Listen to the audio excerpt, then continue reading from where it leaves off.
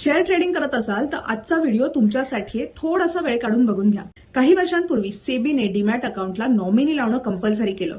एखादी व्यक्ती नॉमिनी म्हणून कोणत्या व्यक्तीचं नाव लावते तर त्याच्या मृत्यूनंतर त्याचे शेअर्स ज्या व्यक्तीच्या नावे ट्रान्सफर व्हावे अशी इच्छा असते त्या व्यक्तीचं नाव नॉमिनी म्हणून लावलं जातं. पण खरंच नॉमिनी हा तुमच्या शेअर्सचा खरा मालक होऊ शकतो का? तर याचं उत्तर आहे नाही. सुप्रीम कोर्टाच्या निकालानुसार नॉमिनी हा तुमच्या शेअर्सचा फक्त ट्रस्टी म्हणून काम करू शकतो. मग तुमच्या शेअर्सचा खरा मालक कोण? तर तुमचे कायदेशीर वारस. सक्सेशन ऍक्टनुसार शेअर होल्डरचे जे कायदेशीर वारस असतील, लिगल हेअर्स असतील, तेच त्या शेअर्सचे खरे मालक म्हणून ओळखले जातात. प्रायमरीली शेअर होल्डरच्या मृत्यूनंतर डीमॅट अकाउंटमध्ये शेअर्स नॉमिनीच्या नावे ट्रान्सफर केले जातात. पण समजा लिगल हेअर्सनी हरकत घेतली तर नॉमिनीला ते शेअर्स लिगल हेअर्सच्या नावे ट्रान्सफर करावेच लागतात. मग समजा तुम्हाला तुमच्या सगळ्या कायदेशीर वारसांना तुमचे शेअर्स द्यायचे नसतील तर यावर उपाय काय? तर मृत्यूपत्र. शेअर्स ही सेल्फ अक्वायर्ड प्रॉपर्टी म्हणून ओळखली जाते, त्यामुळे अर्थात असती मृत्यूपत्राद्वारे ट्रान्सफर करता येते.